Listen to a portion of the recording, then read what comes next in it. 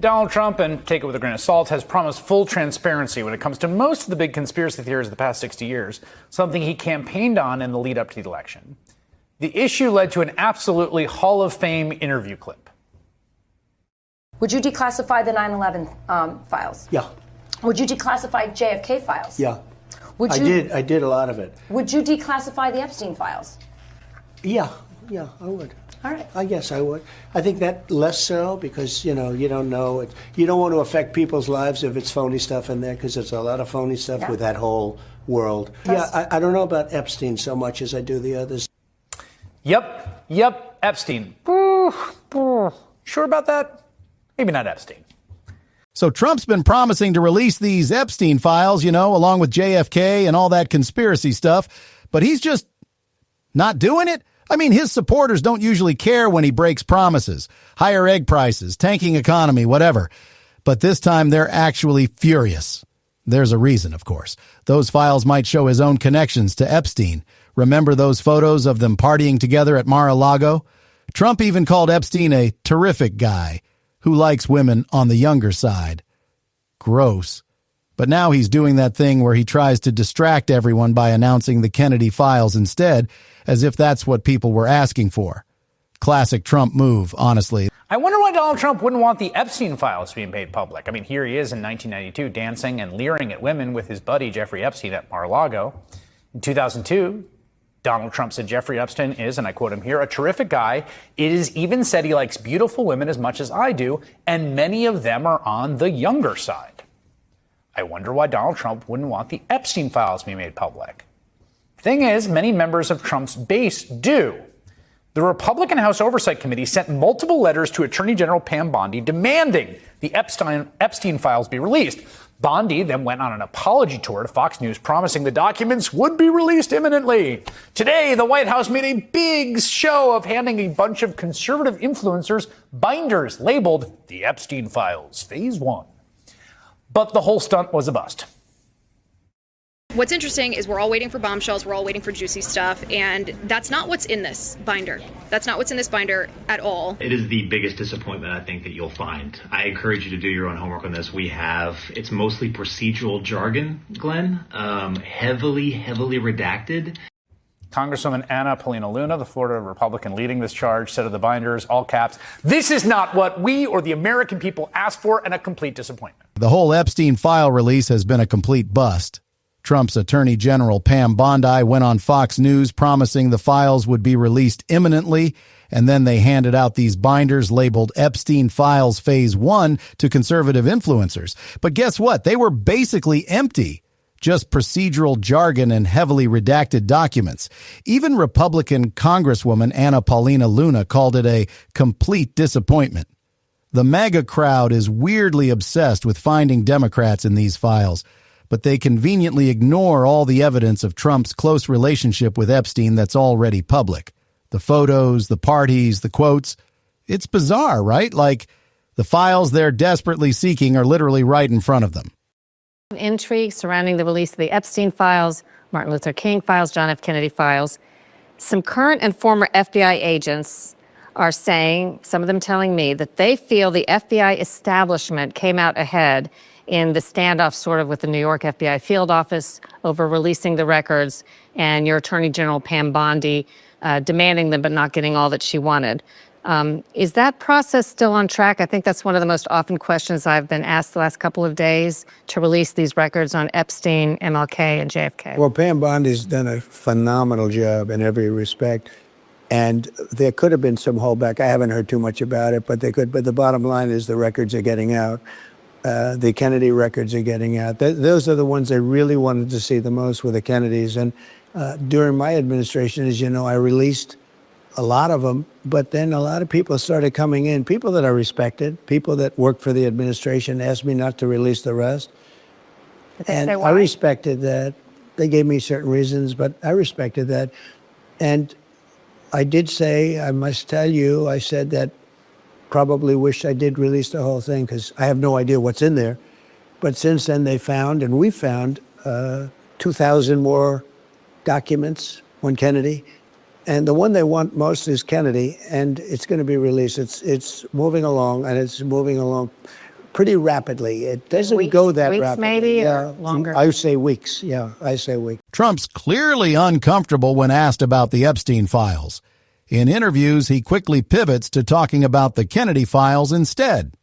The Kennedy records are getting out. Those are the ones I really wanted to see the most, he says, completely sidestepping the Epstein question. But his base isn't letting it go. When he announced the Kennedy files were being released, all the top comments from MAGA supporters were, "What about Epstein?" They're actually upset with him about this, which is kind of rare for the cult-like devotion they usually show. I mean, they'll forgive anything else, but this particular broken promise seems to have struck a nerve.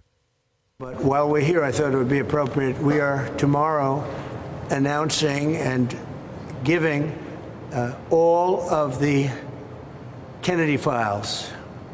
So people have been waiting for decades for this, and I've instructed my people that are responsible, lots of different people, put together by Tulsi Gabbard, and that's going to be released tomorrow.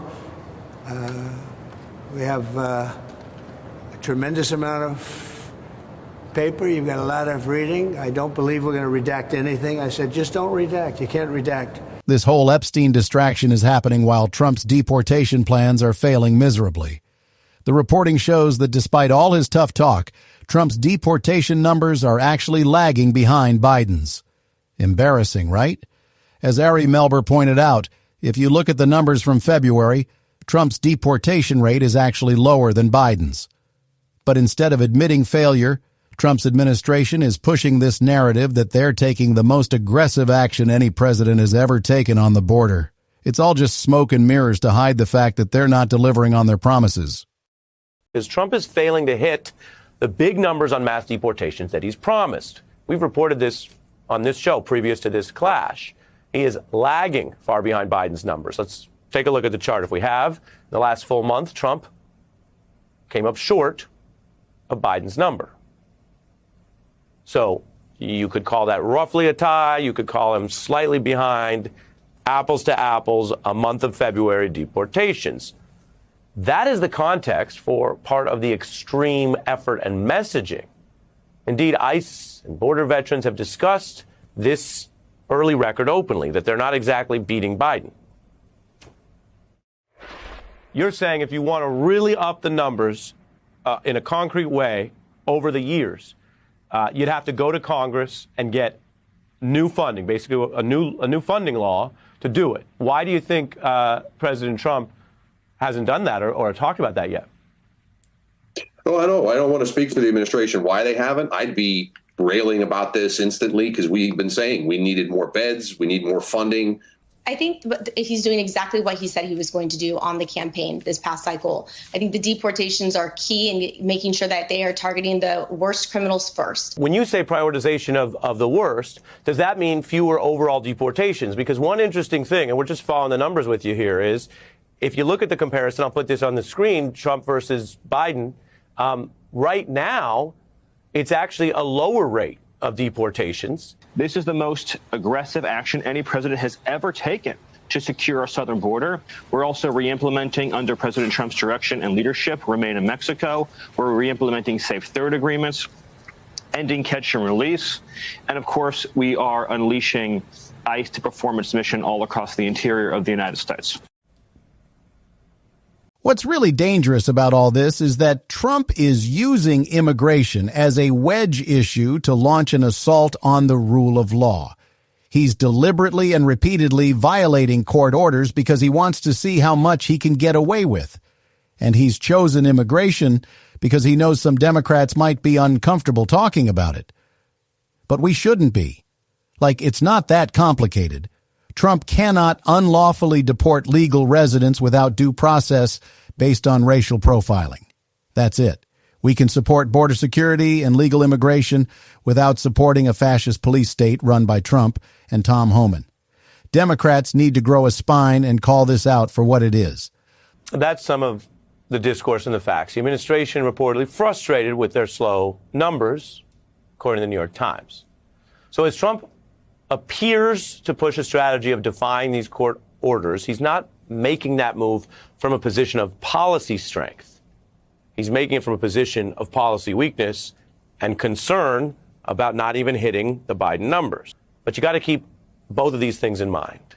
From a position of weakness, they're faltering on their own mass deportation vows, and they don't have some big bill in Congress or some other big plan to do what that former ICE director said in the interview I just excerpted, that you got to get money from Congress to build a lot of beds if you want to do this in a massive scale. Meanwhile, they got Elon Musk and other people cutting everything left and right with no organization. Then you have this wider autocratic question. Are they deliberately and repeatedly violating court orders on this issue where they want the attention? They don't want necessarily a full scandal, but they want people to think they're going hard at the issue because the long-term plan is to see how much they can get away with violating courts because they don't want to be in a democracy governed by the... Look, this is what Trump does. When he fails at something, he distracts with something else. The Epstein files. Oh, look at the Kennedy files instead. Deportation numbers not hitting targets. Let's just defy court orders and hope no one notices. It's all part of his playbook. And the scary thing is, every time he gets away with violating the law, he pushes the boundaries a little further. He doesn't want to be in a democracy governed by the rule of law. He wants to do whatever he wants without consequences. And his supporters? They just go along with it. Well, except for the Epstein files. Apparently that's where some of them draw the line. Who knew? I guess even cult members have their limits, huh?